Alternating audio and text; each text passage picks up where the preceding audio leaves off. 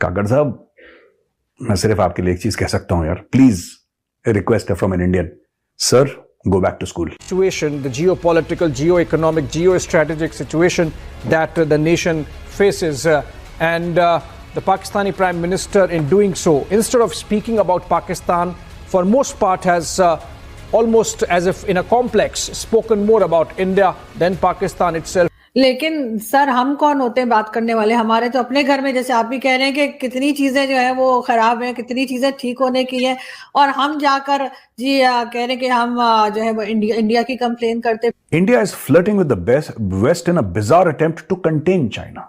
भारत ने गठजोड़ कर लिया है अमेरिका के साथ और वेस्टर्न देशों के साथ, पश्चिमी देशों के साथ, कि किसी तरीके से चाइनीज को रोके ये लोग। मुझे लगता है कि काकड़ साहब की हिस्ट्री, उनकी जो तारीख की स्टडीज हैं वो काफ़ी कमज़ोर हैं, एंड इस पे भी मुझे कोई सरप्राइज नहीं है। पाकिस्तानी पॉलिटिशियन चुप नहीं बैठ सकता। यही नवाज शरीफ के साथ प्रॉब्लम है, यही शहबाज शरीफ के साथ प्रॉब्लम है, और एक केयरटेकर प्राइम मिनिस्टर ये कह रहे हैं कि पाकिस्तान कॉन्फ्लिक्ट जो है, लड़ाई झगड़े को इनकरेज नहीं करता, इंसेंटिवाइज नहीं करता। यहां पे काकड़ साहब को मैं ये बोलना चाहूंगा कि सर, वॉर ऑन टेरर तो पैसे लेके आप ही ने लड़ा था, हमने तो लड़ा नहीं वॉर ऑन टेरर। सो आप प्राइम मिनिस्टर मोदी को लार्जली रिसेंटली सुन लें, वो क्या बात करते हैं। आप अमित शाह को इंडिया में सुने, वो क्या बात करते हैं। सर, वो गलत बता रहे होते हैं, सॉरी आपकी बात काट रही, लेकिन क्या वो गलत बताते हैं कि हमारी हालत बुरी नहीं, कोई मुंह नहीं लगा रहा, टेररिज्म हमारे यहाँ से हो रही है, सब कुछ है सर। या तो वो झूठ बोल रहे हैं तो बोलिए कि वो गलत कह रहे हैं, वो तो सब सच बता रहे हैं। और अगर प्रधानमंत्री मोदी देश के लिए फायदा कर रहे हैं तो इसमें क्या आपकी तरह तो नहीं है ना कि कोई बैठ के एवन फील्ड में किसी के फ्लैट्स हैं, कोई जनरल की हजारों करोड़ों की प्रॉपर्टी। हमारे यहाँ तो ऐसा कुछ नहीं है सिस्टम, और भारत के जो फायदे में होगा भारत के प्रधानमंत्री करेंगे वो, इसमें क्या दिक्कत है। ये जो आप कह रहे हैं ना कि ये भारत इसलिए कन्फ्लिक्ट करता है कि टेक ट्रांसफर हो जाए, हम खरीदते हैं, ये आपको गलतफहमी है, ये हम खरीदते हैं और अपनी शर्तें रखते हैं। आपके पास पैसा है, आप खरीद लीजिए। आप देखें, डॉक्टर जयशंकर पूरी दुनिया में पाकिस्तान के बारे में क्या बात करता है whenever he talks, for example। नमस्कार दोस्तों, स्वागत है आप लोग का हिंदुस्तान स्पेशल के एक और नए वीडियो में। दोस्तों, जैसा कि आप लोग जानते हैं कि पाकिस्तान से लगातार बयान आते रहते हैं। एक बार फिर से पाकिस्तान के जो केयर टेकर मिनिस्टर हैं इस टाइम के, जो वहाँ के पीएम है, उनकी तरफ से बयान आया। उन्होंने भारत में हिंदुत्व, आरएसएस और माइनॉरिटी के ऊपर बयान दिया है। दोस्तों, पाकिस्तान के पीएम जितने भी आते हैं वो इस प्रकार के बयान देना बहुत ज़्यादा पसंद करते हैं। दोस्तों, जैसे कि आपने वीडियो के इंट्रो में देखा कि कैसे पाकिस्तान के जो केयर टेकर मिनिस्टर पीएम हैं वो भारत के ऊपर जो है वो बयान दे रहे हैं और भारत पर आरोप लगाने की कोशिश कर रहे हैं। दोस्तों, पाकिस्तानी मीडिया का यह भी कहना है कि आपने नरेंद्र मोदी जी, अमित शाह और जो राजनाथ सिंह जो डिफेंस मिनिस्टर हैं उनका बयान आपने नहीं सुना है। वो हमेशा ही पाकिस्तान के खिलाफ बोलते हैं, और इसके बाद हमारे केयर टेकर मिनिस्टर की तरफ से अगर ये बयान दे दिया गया तो क्या गलत है, ये बात कमर चीमा का कहना है। लेकिन दोस्तों, पाकिस्तान को ये समझना चाहिए कि भारत के साथ वो तुलना कर रहे हैं, और भारत और पाकिस्तान में कोई तुलना है ही नहीं, लेकिन फिर भी तुलना जो है वो भारत के साथ ही करेंगे। दोस्तों, पाकिस्तान में जितने भी आज तक पीएम आए हैं, या फिर पाकिस्तान में जितने भी आर्मी चीफ आए हैं या आईएसआई चीफ आए हैं, वो सिर्फ और सिर्फ एक ही बयान देते हैं, वो भी भारत के ऊपर, क्योंकि वो जानते हैं कि भारत के ऊपर अगर वो कुछ गलत बोलेंगे, कुछ आरोप लगाएंगे, तो फिर उनकी जो आवाम है वो खुश हो जाएगी, और अगर उनकी आवाम खुश हो जाएगी तो फिर उनके लिए सारी प्रॉब्लम ही ख़त्म हो जाएगी। तो दोस्तों, चलिए वीडियो में चलते हैं, वो देखते हैं कि जो पाकिस्तानी मीडिया है उसका जो उनके केयर टेकर मिनिस्टर हैं उनके ऊपर बयान आने के बाद क्या रिएक्शन है, और मेजर गौरव आर्या का भी क्या कहना है। वो यही कहता है ना, डूब गए ने, खत्म हो गए ने, मार्केट डाउन है, इनके कौन पूछता है, टेरर रिस्पॉन्स, यही बात करता है ना। और सिर्फ अमेरिका के लिए नहीं, भारत के भी इंटरेस्ट में है कि चाइना को तोड़ा जाए, चाइना को मरोड़ा जाए, चाइना को कमजोर करा जाए, और भारत कर रहा है, और भारत मिलिटरीली भी कर रहा है पूरी कोशिश, और भारत इकोनॉमिकली भी कर रहा है। लेकिन जारी बात है कि अनवारुल हक काकड़ का डिप्लोमेटिक वेट कितना है, ग्लोबल पॉलिटिकल वेट कितना है, वो अपनी जगह पे प्राइम मिनिस्टर हैं पाकिस्तान के। पाकिस्तान के बारे में तो बात करें, पाकिस्तान के बारे में तो लेटेस्ट खबर ये आई है कि फिर आईएमएफ से इन्होंने भीख मांगी है, फिर बोला है कि 700, 800, 900 पता नहीं कितने मिलियन डॉलर हमें दे दो। आपके पास पैसा है, आपसे मेरी मुराद पाकिस्तान से, तो आप लोग खरीद लीजिए, आपको किसने रोका है sir? Has anybody stopped you? No. पर आपको काकड़ साहब ये बात इसलिए समझ में नहीं आएगी क्योंकि आपको मांगने तांगने की आदत है। F-16 कुछ अमेरिका से ले लिए, कुछ भीख मांग से रशिया से कुछ ले लिया, कुछ चीन से पकड़ के कुछ ले लिया, JF थंडर अपने एयरक्राफ्ट। तो टेक ट्रांसफर का आपका क्या लेना देना, और आपको हजम होगा टेक ट्रांसफर अगर आपको होगा तो? नहीं होगा।